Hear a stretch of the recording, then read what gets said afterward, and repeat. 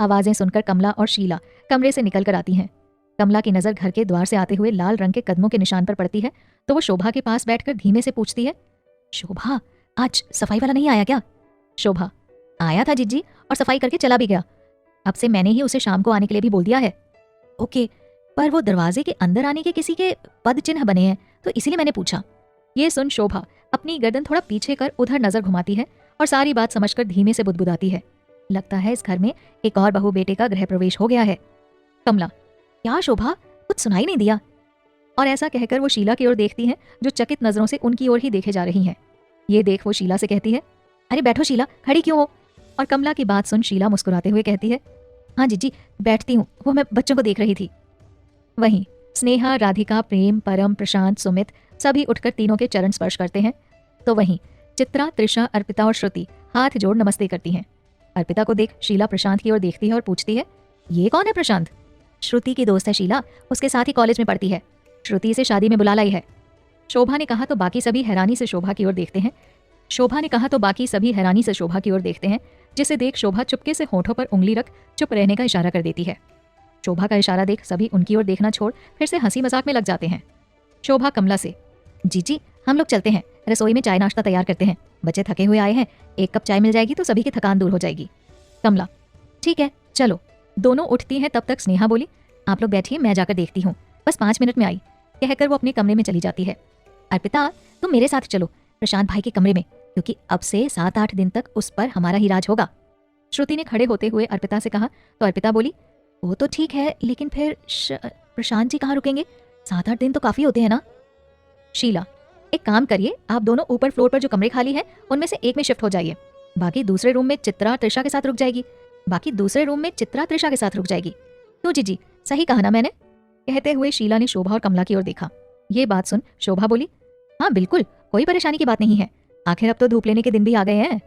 कहते हुए शोभा ने एक नजर प्रशांत की ओर देखा जो शोभा की बात सुन हौले से मुस्कुराने लगता है। श्रुति अर्पिता को ऊपर लेकर जाती है तो शान, परम, प्रेम, राधिका, सुमित सभी अपने अपने कमरों में पहुंच चेंज कर वापस बाहर चले आते हैं। श्रुति कमरे में रुक जाती है और अर्पिता नीचे सबके पास चली आती है।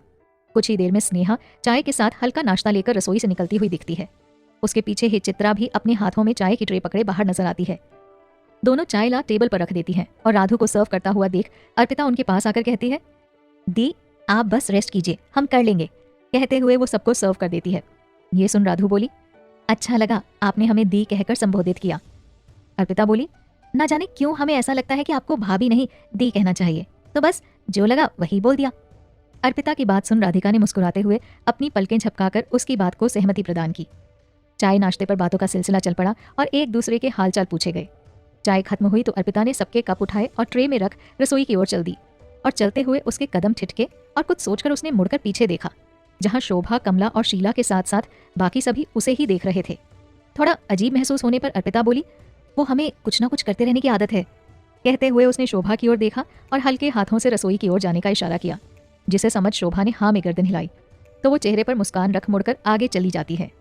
अर्पिता के जाने के बाद शोभा राधिका से बोली, राधु, आदतों से तो लग तो तुम्हारी कॉपी ही रही है, अब स्वभाव देखते हैं कितना मिलता जुलता है, क्योंकि ऐसा सुना है कि इस जहां में हूबहू एक समान स्वभाव वाले व्यक्ति बड़े ही दुर्लभ होते हैं। ये सुन राधिका कहने लगी, माँ बिल्कुल देख लीजिएगा, अभी तो ये यही रहने वाली है। शोभा बोली, हाँ सो तो है, अभी सब लोग जाकर कमरों में रेस्ट कर लो, 2nd फ्लोर पूरा क्लीन हो चुका है, अब नीचे से सफाई का नंबर लगेगा तो कमरों से निकलना नहीं, ठीक है? कमरे पहले से ही साफ करवा दिए थे। जी माँ, राधिका ने कहा और सभी वहां से अंदर चले जाते हैं। प्रशांत, आप मेरे साथ चलकर कुछ देर बैठिए, पिछली बार भी यूं ही बिना बात किए चले गए थे। शीला ने प्रशांत से कहा, जिसे सुन प्रशांत बोले, मर गए, आज तो माँ शुरू हो जानी है और आज तो भागने का कोई रास्ता भी नहीं है मेरे पास। प्रशांत को खोया हुआ देख शीला कहती है, कहाँ खो गए? कहीं नहीं माँ, आप चलो, मैं अभी आया, बस 2 मिनट। प्रशांत ने कहा और वो अपने कमरे की ओर चले जाते हैं। प्रशांत भाई के चेहरे के एक्सप्रेशंस देख परम मन ही मन कहते हैं, चाची को मनाना मतलब जग जीतने जैसा है, कोई ना कोई चक्कर चलाना पड़ेगा भाई और छोटी भाभी के लिए। वहीं शोभा शीला का बिहेव देखती है तो समझ जाती है कि उसे प्रशांत से क्या बात करनी है। शीला वहां से उठकर अंदर चली आती है और उसके जाने के बाद शोभा गहरी सांस ले कमला से कहती है, माफ कीजिए जीजी, उस समय मैं आपकी बात का जवाब नहीं दे सकी। दरअसल बात यह है कि वो कदमों के निशान अर्पिता के थे और अर्पिता हमारे प्रशांत की पसंद है, प्रेम करता है वो उससे। ओह, तभी तुम शीला की वजह से चुप हो गई थी, लेकिन अर्पिता, उसके मन में क्या है तुम्हें पता है? कमला ने पूछा तो शोभा मुस्कुराते हुए बोली, अब पता करना भी क्या है, उसकी आंखों में दिखता है सब।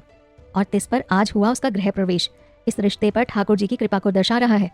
हमें अब अपनी तरफ से एक कोशिश करनी होगी जिससे कि अर्पिता शीला का मन जीत सके। ये सुन कमला बोली, अब जब तुम्हारी पारखी नजरों ने अर्पिता को स्वीकार किया है तो कुछ तो बात होगी लड़की में। चलो फिर इनके लिए भी कोशिशें करते हैं। दोनों आपस में ऐसा निर्णय कर वहां से चली जाती हैं। वहीं शान जब अपने कमरे से निकलकर शीला के कमरे की ओर जा रहे होते हैं कि उनकी नजर फर्स्ट फ्लोर पर भागती हुई नन्ही सी त्रिशा पर पड़ती है, जो चित्रा के साथ पकड़म पकड़ाई का खेल खेल रही होती है।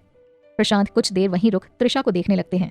वहीं राधिका स्नेहा के पास किसी काम से जाने के लिए कमरे के बाहर आई होती है और वो प्रशांत को खड़े हो मुस्कुराते हुए देखती है तो वहीं उसका कारण जानने के लिए रुक जाती है। त्रिशा, धीमे धीमे दौड़ो बेटा, गिर गई तो चोट लग जाएगी आपको, चित्रा ने दौड़ते दौड़ते त्रिशा से कहा। तो त्रिशा अपनी तोतली सी आवाज में बोली, मम्मा हम ध्यान से भाग रहे हैं, आप भी धीरे धीरे दौड़ते हुए आना, ठीक है? आप अपनी चिंता कीजिए त्रिशा। कहते हुए चित्रा दौड़ती है तो दौड़ते हुए उसका पैर मुड़ जाता है और वो घूमते हुए रेलिंग से टकराती है और टकराते हुए रेलिंग से नीचे गिरने वाली होती है कि वो अपने एक हाथ से रेलिंग पकड़ लेती है। चित्रा संभालो, राधिका चीखते हुए कहती है और आगे बढ़ती है। राधु की चीख सुन कमरों में मौजूद सभी सदस्य बाहर निकल आते हैं। प्रेम राधु को तेज कदमों से सीढ़ियों की ओर बढ़ते देखते हैं तो फौरन उसके पास जाकर बाहां पकड़कर सीढ़ियां चढ़ने से रोक लेते हैं। प्रेम डांटते हुए बोले, राधु क्या कर रही थी तुम, इतनी जल्दी में कहाँ जा रही थी? प्रेम जी वो चित्रा, हमारी जिम्मेदारी, वो देखिए वहां रेलिंग पर, राधिका ने घबराते हुए कहा। तो प्रेम जी ने रेलिंग की ओर देखा जहां चित्रा लटकी हुई होती है और ऊपर उसके पास ही त्रिशा रो रही होती है। आवाज सुन श्रुति और अर्पिता भी बाहर चली आती हैं। वो दोनों जब तक चित्रा के पास उसे बचाने पहुंचती तब तक चित्रा का हाथ फिसल जाता है और वो नीचे खड़े हुए शान की बाहों में जाकर गिरती है।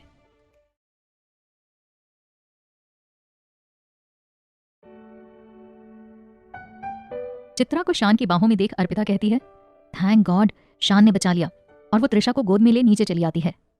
चित्रा आप ठीक तो हैं? शान ने पूछा। तो बड़ी हुई धड़कनों के साथ चित्रा ने अपनी आंखें खोली। अभी के बाद वो पहली बार किसी के इतना करीब आई थी। उसने पहली बार प्रशांत को इतने पास से देखा। सांवला रंग, गालों पर पड़ता डिंपल और कातिल निगाहें जिनमें अगर कोई एक बार झांक ले तो बाहर की दुनिया ही भूल जाए। कुछ तो है इन आंखों में, चित्रा ने मन ही मन कहा। चित्रा तुम ठीक हो? प्रेम की इस आवाज को सुन चित्रा शान की आंखों के सम्मोहन से बाहर आती है और शान की बाहों के घेरे में खुद को देख एक पल के लिए तो वो सकुचा ही गई और बोली, मैं ठीक हूँ, मुझे नीचे उतारिए प्रशांत जी। ओह सॉरी, शान ने चित्रा को नीचे उतारते हुए कहा। त्रिशा चित्रा के पास आने के लिए मचलती है जिसे देख चित्रा ने त्रिशा को गोद में लिया और उसे चुप कराने लगती है। वहीं राधिका प्रशांत जी और चित्रा को इतने पास देखती हैं तो मुस्कुराते हुए आगे बढ़ कहती हैं, धन्यवाद प्रशांत जी, आपने हमारी चित्रा को गिरने से बचा लिया। ये सुन प्रशांत जी कुछ नहीं कहते, बस मुस्कुराते हुए आगे बढ़ते हैं और अर्पिता के बगल से निकलते हुए कहते हैं, ये सब कोइंसिडेंस था अप्पू, और वहां से शीला के पास चले जाते हैं। शीला शान को अर्पिता के पास से गुजरते समय फुसफुसाते हुए देख लेती है। वो तीखी नजरों से अर्पिता की ओर देखती है जिसे अर्पिता देख नहीं पाती क्योंकि शीला जी उसकी पीठ के पीछे जो होती हैं। प्रशांत के पीछे वो भी कमरे में चली जाती हैं।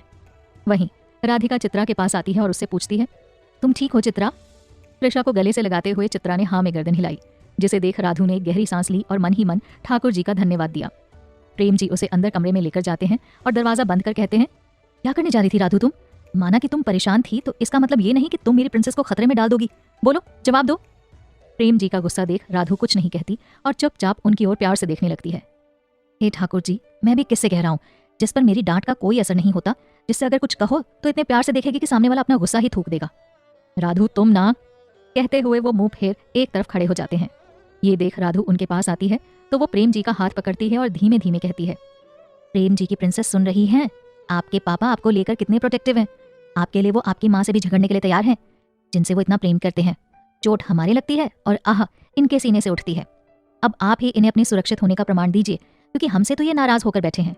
कहते हुए राधु प्रेम का हाथ अपने उभरे हुए पेट पर रखती है जहां हलचल महसूस हो। प्रेम जी मुस्कुराते हुए राधिका की आंखों में झांकते हैं और कहते हैं, प्रिंसेस बात आपकी सुरक्षा की हो तो आपके पिता गलती करने पर आपकी माँ को भी नहीं छोड़ेंगे। बस फर्क इतना ही है कि आपकी माँ से गलतियां ना के बराबर ही होती हैं। आज तो वो बस भावनाओं में बह गई थी, नहीं तो आपकी माँ से अच्छी प्रोटेक्टर आपके लिए कोई और नहीं हो सकती। Love you my princess. आपके हमारे बीच आने का हम सबको बेसब्री से इंतजार है। हाँ तो तसल्ली मिल गई आपको, या आपकी प्रिंसेस बिल्कुल ठीक है? राधिका ने पूछा तो प्रेम जी बोले, हाँ जी। वैसे ये बताओ आज तुमने मुझसे बहस क्यों नहीं की प्रिंस या प्रिंसेस को लेकर? क्योंकि ये बहस करने का सही समय नहीं है पतिदेव। अब हमारे बीच की सारी बातें आपकी प्रिंसेस सुन सकती है। ऐसे में अगर हम बहस ही करेंगे तो देख लेना ये भी झगड़ालू बनकर ही आएगी। और हमें झगड़ालू प्रिंस या प्रिंसेस नहीं बल्कि आपकी तरह ही शांत सुलझा हुआ प्रिंसेस या प्रिंस चाहिए। सो अब से नो फाइटिंग प्रेम जी। राधु ने कहा तो प्रेम राधु के गले में अपनी बाहें डालते हुए कहते हैं, अच्छा जी, हमसे इतना प्रेम, लेकिन हमें तो आपके जैसी शरारती और बानी चाहिए। हमारी इच्छा का क्या? हे ठाकुर जी, आपसे हम नहीं जीत सकते, लेकिन हमें बहस नहीं करनी, ठीक? अब इस बारे में कोई और बात नहीं, राधिका ने कहा और प्रेम जी की बाहों का घेरा हटाकर जाकर वो बेड पर बैठ शादी में आने वाले गेस्ट को देने वाले रिटर्न गिफ्ट की लिस्ट बनाने लगती है। उधर अर्पिता जाकर सोफे पर बैठी हुई शोभा जी और कमला के पास जाकर खड़ी हो जाती है। उसे देख शोभा जी उसे अपने पास बैठने के लिए कहती हैं। अर्पिता बैठ जाती है और उनकी बातचीत का हिस्सा बन जाती है। शोभा, अर्पिता, प्रशांत ने बताया कि तुम्हें रसोई का काम नहीं आता। शोभा का यह सवाल सुन अर्पिता मन ही मन घबरा जाती है और अटकते हुए धीरे से कहती है, जी आंटी जी, हमें चाय कॉफी अच्छे से और हल्का फुल्का काम चलाओ खाना ही बनाना आता है। कोई बात नहीं, समय के साथ सीख जाओगी। इस बार कमला ने कहा, जीजी, ये सारे काम की लिस्ट और किसी क्या काम देना है मैंने तैयार कर ली है, आप एक बार देख लीजिए। शोभा ने एक नोटबुक कमला की ओर बढ़ाते हुए कहा। ये देख अर्पिता बोली, आंटी जी, आपने हमारे लिए क्या काम चुना है? शोभा, आप काम करना चाहती हैं? जी, हमें खाली बैठना अच्छा नहीं लगता। ठीक है, फिर घर के हर फंक्शन की साज सज्जा की सारी जिम्मेदारी तुम्हारी रहेगी, कर लोगी ना इतना? कमला ने पूछा। जी आंटी जी, ये हम कर लेंगे, अर्पिता ने आत्मविश्वास से लबरेज होकर कहा। जिसे देख शोभा जी बोली, ठीक, तो फिर आज से ही तुम काम पर लग जाओ, कोई मदद की जरूरत हो तो मुझसे या जीजी से बोल देना। हाँ जी अवश्य, कहते हुए अर्पिता मुस्कुराई और बोली, लेकिन साज सज्जा के लिए जिन चीजों की आवश्यकता होगी वो चीजें हमें मिलेंगी कहाँ? कुछ सामान सुमित की शादी का स्टोर रूम में पड़ा होगा, उनमें से जो समझ में आए वो देख लेना, और कुछ तुम सोच समझ कर डिसाइड कर बता देना, मैं प्रेम से बोलकर सब उपलब्ध करवा दूंगी। बस इतना याद रखना कि हर फंक्शन के लिए एक अलग तरह की ही सजावट होनी चाहिए, ठीक है? जी आंटी जी, थैंक यू। अब आप हमें स्टोर रूम का रास्ता बता दें तो हम जाकर एक बार सारा सामान देख लेते हैं, अर्पिता ने कहा। और उसकी बात सुन शोभा और कमला आपस में देखकर मुस्कुराई और बोली, ठीक है, तुम 2 मिनट यहीं इंतजार करो, मैं अभी आती हूँ। शोभा ने कहा तो अर्पिता हाँ में अपनी गर्दन हिला देती है। शोभा और कमला दोनों वहां से उठकर चली जाती हैं और अर्पिता वहीं बैठकर उनका इंतजार करने लगती है। शीला अपने कमरे में प्रशांत को बैठने के लिए कहती है और वो अपने कबर्ड तक जाकर उनमें से एक बंद लिफाफा निकालकर प्रशांत के सामने कर देती है। प्रशांत सब समझते हुए भी खुद को शांत रखते हुए कहते हैं, ये किस लिए माँ? सब जानते हो बेटा, फिर भी अनजान बन रहे हो। शीला ने कहा तो प्रशांत बोले, हाँ लेकिन ये सब अभी क्यों माँ? अभी तो हम सबको छोटे की शादी की तैयारियों के बारे में सोचना चाहिए और आप ये लिफाफा मुझे पकड़ाकर बैठ गई। प्रशांत की बात सुन शीला बोली, हर माँ का अरमान होता है प्रशांत, मेरे भी हैं, तो मैं बस चाहती हूँ कि अब समय रहते ये काम भी संपन्न हो जाए। और क्या गलत कर रही हूँ मैं कौन सा तुमसे ये कह रही हूँ कि तुम कल ही घोड़ी चढ़ जाओ, मैं तो बस इतना कह रही हूँ कि तुम फोटो देखना शुरू करो, लड़की पसंद करो, फिर मैं बात को आगे बढ़ाऊं, और इन सब में तो टाइम लगता ही है ना।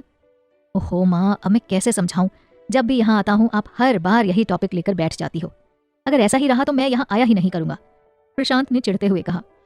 प्रशांत की आवाज में चिढ़न महसूस कर शीला खामोश हो गई। वो सोचते हुए कुछ सेकंड बाद बोली, समझ गई मैं, मेरी बात भला क्यों सुनने लगे तुम?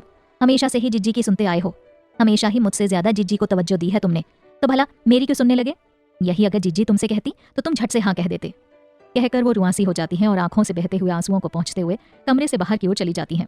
सोफे पर बैठी अर्पिता शीला को परेशान देखती है तो उसे कुछ अच्छा महसूस नहीं होता। वो उनसे बात करने के लिए उनके पीछे जाती कि इतने में शोभा आकर उससे स्टोर रूम में चलने को कहती हैं। अर्पिता शोभा जी के साथ स्टोर रूम की ओर जाती है और वहां से कुछ आवश्यक वस्तुएं छांट कर लेकर आती है। ये सामान भी छांट लिया है आंटी जी, अब इसे बाहर लेकर जाना है, हम थोड़ा थोड़ा कर रख कर आते हैं, अर्पिता ने सामान उठाते हुए कहा। क्यों सामान क्यों उठाओगी तुम, यहीं रहने दो, प्रेम, सुमित, प्रशांत, परम, इनमें से कोई भी दिखा तो मैं बोलकर बाहर रखवा दूंगी, ठीक है? तुम्हें बस ये सामान कैसे लगवाना है और किस कॉम्बिनेशन में रखना है वो सब देखना है, सामान लाने ले जाने का काम इस घर के लड़के देख लेंगे, शोभा जी ने थोड़ा सख्ती से कहा, जिसे देख अर्पिता चुप होकर हाँ में गर्दन हिला देती है। शीला के जाने के बाद प्रशांत वो लिफाफा उठाकर वापस अलमारी में रख देते हैं और कमरे से बाहर निकलते हैं, जहां ऊपर त्रिशा को लेकर टहल रही चित्रा उसे देखती है। चित्रा, प्रशांत जी रुकिए। आवाज सुनकर प्रशांत जी रुक जाते हैं और मुड़ते हुए ऊपर की ओर देखते हैं, जहां वो चित्रा को देखते हैं जो सीढ़ियों से नीचे चली आ रही है। चित्रा, वो मुझे ये कहना था, थैंक यू। और वो दोबारा प्रशांत के चेहरे की ओर देखती है, लेकिन इस बार उसकी नजर का अंदाज बदला हुआ होता है। ये प्रेम कब किस क्षण कहाँ हो जाए कोई नहीं जानता। उस एक पल में चित्रा के साथ भी वही हुआ। चित्रा को अपनी ओर इतनी गौर से देखता पाकर प्रशांत थोड़ा विचित्र अनुभव करते हैं और वो अपना मुंह मोड़ एक कदम आगे बढ़ा चित्रा से कहते हैं, ओके, और कुछ कहना है क्या आपको? नहीं, बस थैंक यू कहना था, सो कह दिया। ठीक है, कहकर वो वहां से आगे बढ़ गए और चित्रा त्रिशा को लेकर पीछे मुड़ ऊपर चली आती है। शोभा जी और अर्पिता दोनों स्टोर रूम से बाहर आती हैं और प्रशांत को कमरे की ओर जाता हुआ देख वो उसे आवाज लगाती हैं। आवाज सुनकर प्रशांत पीछे मुड़ते हैं और शोभा जी को देख होठों पर फीकी मुस्कुराहट रख उनके पास चले आते हैं। अर्पिता की नजरें जब प्रशांत के चेहरे पर पड़ी तो मन ही मन सोचते हुए कहती है, कुछ तो बात है इस नकली मुस्कान के पीछे। शोभा, प्रशांत जरा अर्पिता के साथ स्टोर रूम में जाना, उसने कुछ सामान निकाल कर रखा है, तो तुम्हें वो उठाकर वो वहाँ खिड़की वाली टेबल पर रख देना। बाकी उसका उपयोग कैसे क्या करना है अर्पिता देख लेगी, ठीक है? और मुस्कुराते हुए वहां से चली जाती हैं।